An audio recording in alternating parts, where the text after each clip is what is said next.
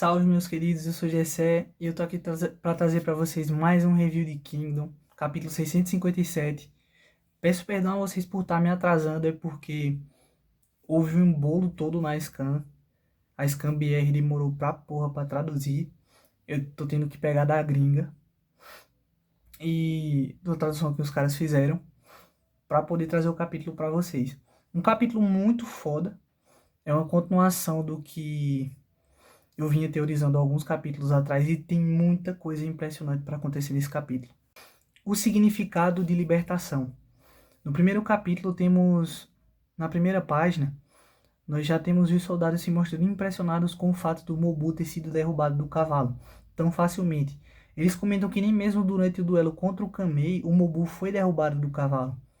E na segunda página, que é uma página dupla muito bonita por sinal, vemos a imponência do Manu e o mesmo comentando: o que foi, Mobu? Eu ainda sou mais fraco do que Kamei. Ele se considera mais fraco. Claramente o cara tá sendo humilde. Terceira página, vamos para o QG de Kim, né, onde o Mouki recebe as informações de que ambos To e Mobu estão na ofensiva, mas o exército To está bem mais à frente. Vai ser dito que tanto o exército To, em sua ofensiva, quanto o Sento 1 mais na frente, ambos estão nas últimas linhas inimigas, nas últimas linhas de defesa. E eles percebem que Mobu está estagnado contra o Manu e se questionam o porquê disso. Prosseguimos na quarta página e vamos perceber que os homens continuam comentando que era a chance perfeita, é a chance perfeita para o Manu ir e pôr um fim no duelo. Com esse vacilo do Mobu e essa grande força do mesmo, que se mostrou uma surpresa, e ele no cavalo ele tem uma simples chance de acabar com o duelo, mas o Manu se mostra mais uma vez humilde e não o faz. Ele espera que o Mobu monte no cavalo. O cavalo do Mobu putaço, tipo, tu vai deixar, mano, derrubaram a gente, te derrubaram, tu vai deixar. E vai lá, encara o Mobu sobe no cavalo. Os homens do Manu comentam que o mesmo está agindo estranho ultimamente. Esse interesse do Manu que eu tenho, que o Manu tem com relação ao Mobu, eu tenho certeza que não é algo à toa, sabe?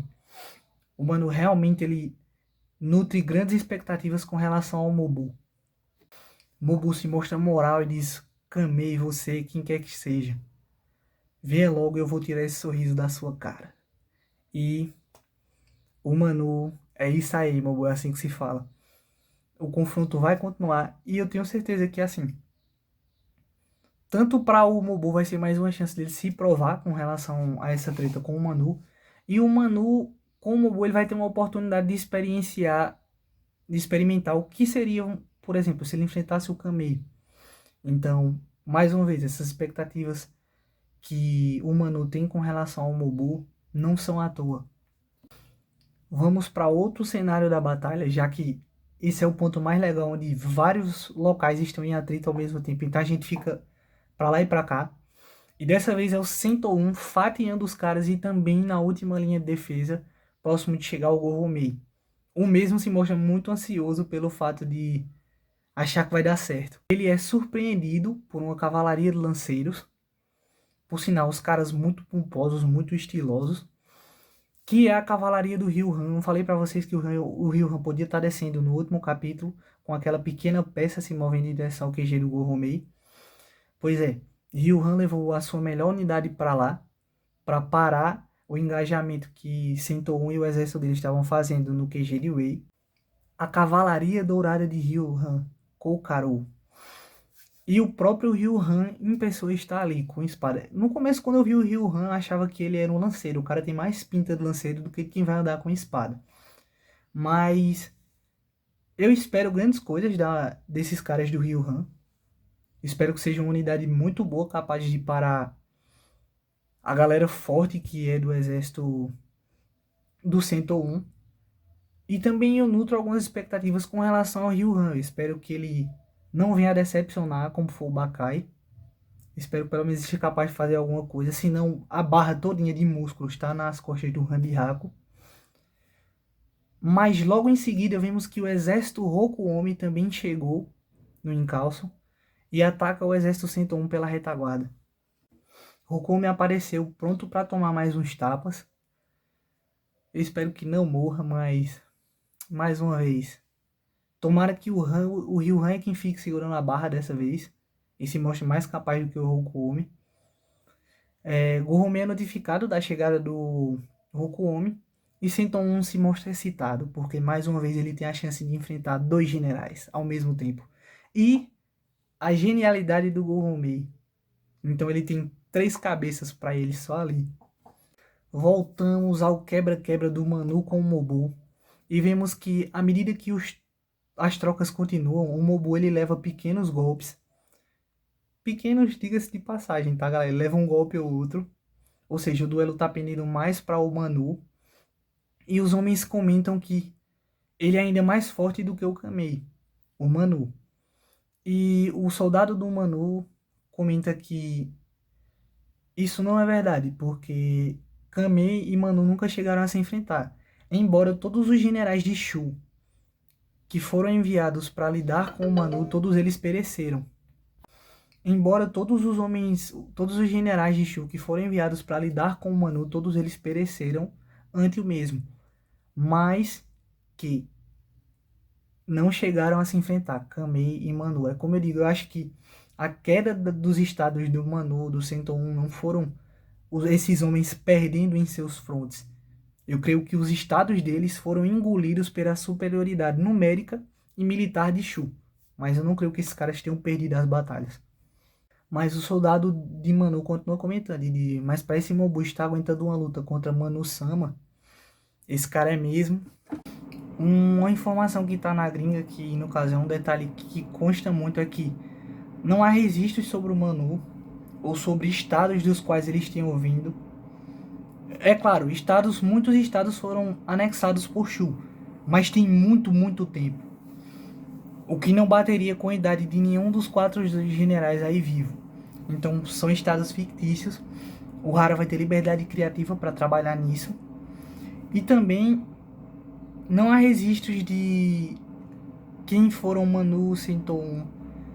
Porque se você pegar os nomes, eles são escritos em kanji, já que é um mangá. Mas eles têm o nome deles em chinês. Eu fui dar uma olhada, Senton, Genun, Jukuo e Manu. Nenhum desses 4 possuem nomes em chinês. Então eles também são personagens fictícios. Mas eu estou muito ansioso para ver o que é que o Hara vai fazer com eles. É dito que ele prefere cuspir sangue e quase morrer do que recuar de um duelo. É por isso que ele foi capaz de derrotar o Kamei. O Mobu dá uma tabocada no Manu. Que um detalhe é que o mesmo local do qual o Manu foi ferido é o mesmo local do qual o Kamei é ferido. E o nome do capítulo é Pela Primeira Vez na Vida, alguma coisa assim, a primeira vez na vida dele. Que surpreende o próprio Kamei, da mesma forma que surpreende o próprio Manu agora, o capítulo 312. E Manu, à medida que leva o golpe e se mostra atordoado, ele comenta que o seu exército está encurralado e que ele se mostra desesperado. E esse peso que ele carrega nos ombros dele é essa força que fez ele derrotar Kamei. Um detalhe, galera, é que mesmo o Mobu estando enfrentando o Manu, ele enviando o Hike para liderar as forças dele e invadir o QG juntamente com o Tou, o Hike, por algum motivo, foi parado. O ímpeto do Hike. O Hike ele é um cara mediano, é um cara que nem fede nem cheira, mas é um servidor leal do Mobu. Por isso que o Mobu tá desesperado também, porque a ofensiva é dos dois e apenas o Tou tá progredindo. Ele fala que ele também lutava com o grande peso, mas que ele se livrou disso e a sensação é libertadora. Isso remete muito, eu creio, com relação ao que eu falei no último review. Toda essa questão de onde vê a força do Manu, de onde vê a força de um homem. Os soldados do Mobu falam se essa sensação de liberdade se deve à perda do seu reino. E os soldados do Manu falam que não, que Manu-sama também carrega um peso em seus ombros. Manu desfere mais um golpe atordoante no Mobu e pede para que o mesmo mostre a sua verdadeira força, para que lute de fato com ele, junto com esse peso, e que o mesmo ficará muito satisfeito. E Mobu já começa a pensar nisso, o peso que eu carrego comigo. Manu prossegue, como ele já tinha dito, ele vai se mostrar muito satisfeito em destruir o peso que ele carrega consigo e essa vontade do Mobu. O Mobu pensa na musa inspiradora dele, que é o Shohei-kun, e dá uma outra tabocada do caramba no Manu. O duelo cada vez mais esquenta. O Mobu é um cara que, como eu já disse, ele vai evoluindo à medida que o duelo se arrasta. Ele é um cara que, diferente de muitos que já começam forte no duelo, o Mobu ele já leva um tempo para esquentar, mas depois que o cara se solta, vai ser trocar. Essa luta só melhora a cada golpe. Agora vamos para mais um ponto. O exército todo progride em chegar ao QG do Jukuo. O Jukuo tá refletindo sobre o Manu. Acho até que ele pode até estar expressando um pouco de preocupação com relação ao Manu. Sobre aquele Manu. Eu acho que ele não tem dúvidas com relação à força do Manu. Mas que o mesmo não subestima a capacidade do Mobu também. E ele é notificado de que o Tou também está passando pela última linha de defesa e está vindo a caminho deles. Ele finalmente entende a estratégia do Gorumei. E ele comenta isso, que então ele ficou tomando a defensiva enquanto a ofensiva principal vem de Kim. E os homens até cogitam a eles recuarem, já que os homens acham que não tem ninguém ali para parar o Tou, e recuarem para Juco para se reagruparem. O Juco se mostra tranquilaço, porque eu acho isso, galera. Mais uma vez, Koyoku tá contra soldados normais, eu não acho que soldados vão parar o cara. Segundo, foi dito no último capítulo que, enquanto Ryuhan descia para auxiliar o Gorumi da defesa do seu QG, o único que ficou ali naquele setor, Wei e Shu, foi o Junei. É ele quem está comandando as forças de Wei ali. O Ryuhan desceu e é dito que o Genun e o Hakurei subiram para defender o QG deles também. Então, o Juko ele se mostra tranquilo por isso. Ele sabe que tem forças ainda e sabe que tem oficiais para parar. Será que a gente vai ter uma luta aí do Tou contra o Genun? O meu medo é só o filho da puta do Hakurei, velho. Tá almejando o nosso querido Tou enquanto mesmo está duelando com o Genun. Ou o próprio Koyoku pode aparecer. Como já foi dito, Manu enviou forças para o Koyoku e Juko também enviou forças para o Koyoku. E o Koyoku tá contra soldados normais. Agora vamos para Juko, um novo take, onde os soldados se questionam onde está a batalha e fala que é entediante eles ficarem ali sem ter sequer uma ação. Maldita boca de soldado da cidade, velho. Na mesma hora em que o cara fala isso, eles veem uma poeira vindo em direção a eles. E vemos na última página, numa página linda, que são os exércitos de Wei e muitas torres de cerco. Eles comentam que são muitos. Notem a velocidade com qual isso foi feito. A velocidade, a quantidade de torres de cerco. E essa foi a última página, galera. Que capítulo! Que capítulo! E vamos lá recapitular agora. Eu quero que vocês voltem para o capítulo 650, que basicamente é quando começa toda essa batalha. É dito o seguinte, um ponto que eu quero que vocês analisem. Quando os 4 generais de Juko são notificados de que Mobu vem em direção até eles, Manu pergunta a Jukuo se 5.000 homens são suficientes para defender a cidade. Ele fala amplamente, ou necessariamente, com certeza, basicamente isso. 5.000 homens. Juko é como se fosse uma Gyou de Shu. É uma cidade, é uma fortaleza também considerada inexpugnável. Mas a questão ali é, eu não duvido que Jukuo e Manu agiram errado. Eu tenho certeza que a cidade é uma cidade muito boa e muito fácil de ser defendida. Por ser uma fortaleza, pelas forças que ali ficaram, pela qualidade do que é Juco, mas não é um cidade de qualquer estado. Mas acontece que não é um exército de qualquer outro estado. Não é um exército de Quinho, dos caras vão colocar as escadas e subir. São exércitos basicamente do estado com o maior potencial de engenheiros, com os melhores engenheiros de toda a China, que é o Wei. O Wei dispõe de brigas, torres de cerco. Vocês viram as torres de cerco que ameaçaram até a passagem em Kankoku. Eu digo ameaçaram porque foram as únicas que conseguiram encostar no topo dela. Então, a engenhosidade e a capacidade de criação da galera de Wei é absurda. Notem a quantidade de torres que estavam e a velocidade delas. Claramente uma tática do Goromei que visou o objetivo deles, né? Derrubando o Juco. Basicamente, eles cumpriram a missão deles, que é capturar aquela fortaleza e ficar nas mãos deles. Então, eu não duvido de que Juco é a fortaleza, mas eu também não duvido de que Wei não seja capaz de tomá-la. Me leva ao ponto outra seguinte coisa. No mesmo capítulo 650, a Karen é notificada na capital de Shu de que Mobu avançou e a mesma encabeçou a liderança das forças de Shu. E ela fala que ela não vai realizar o movimento dela até ela saber quais eram as intenções de Shoryukun, que agora já estão mais do que claras. Como eu disse, eu não duvido de que Wei tenha capacidade de tomar Juco, aquelas tropas ali. Mas eu também não duvido se chegar um exército de Shu, ou se chegar até mesmo reforços de Qin ali também. Como eu disse, essa batalha tem tudo. Essa batalha já tá foda, mas ela tem tudo para tomar proporções mais absurdas ainda. Podemos ver novos oficiais de Wei liderando essas forças que estão invadindo Juco.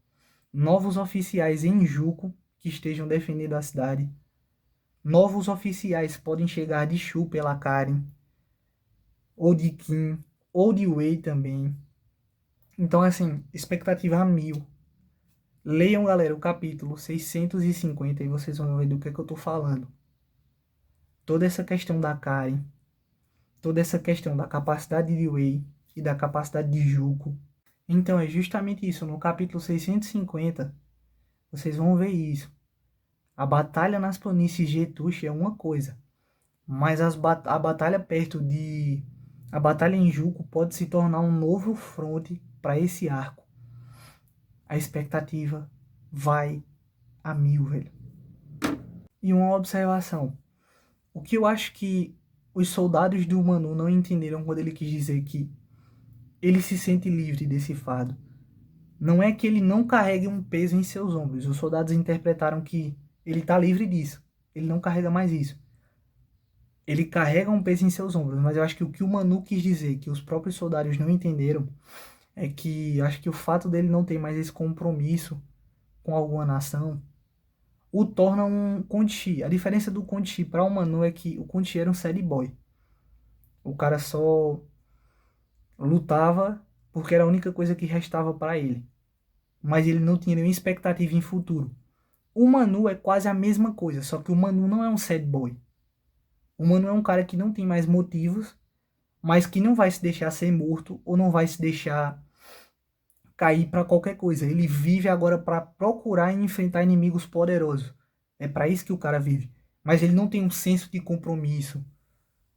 Quando eu digo um senso de compromisso, não é um senso assim de dever. Não é aquele senso de exalar o patriotismo por um estado. Ele não tem isso com relação a Shu. Ele tem compromisso, mas não tem essa devoção por Shu. A mesma coisa eu continuo, só que o Conti, mais uma vez, ele não se deixou ser morto. Mas era um cara que não nutria expectativa nenhuma. Por isso ele foi dito pelo Orhon, quando o Orhon enfrentava o mesmo, que o Conti era um homem que rejeitou a noção de viver. O mesmo não pode ser dito do Manu. Ele está livre de amarras como compromisso, como lealdade, como dever com o próprio Estado. A relação que ele tem ali com o Shu é mais uma relação de mão dupla. O cara só luta porque é o que restou a ele. Então ele luta e ele entendeu inimigos poderosos e uma boa luta para enfrentar, ele está satisfeito. Como foi o caso do Mobu. Ele podia ter acabado com o Mobu ali para prender a batalha mais pro lado de Shu e ele não fez. Escolheu ter uma boa luta para ele. O Manu é mais esse cara. Ele é muito mais eufórico do que um Conti, por exemplo. Então, galera, esse foi o capítulo. Se vocês gostaram, deixem seu like, curtam, comentem, compartilhem, ajuda muito. Valeu. Eu espero que não haja mais atraso, vai dar scan semana que vem. Porque eles atrasando, eu também me atraso. Mas é isso. Tamo junto.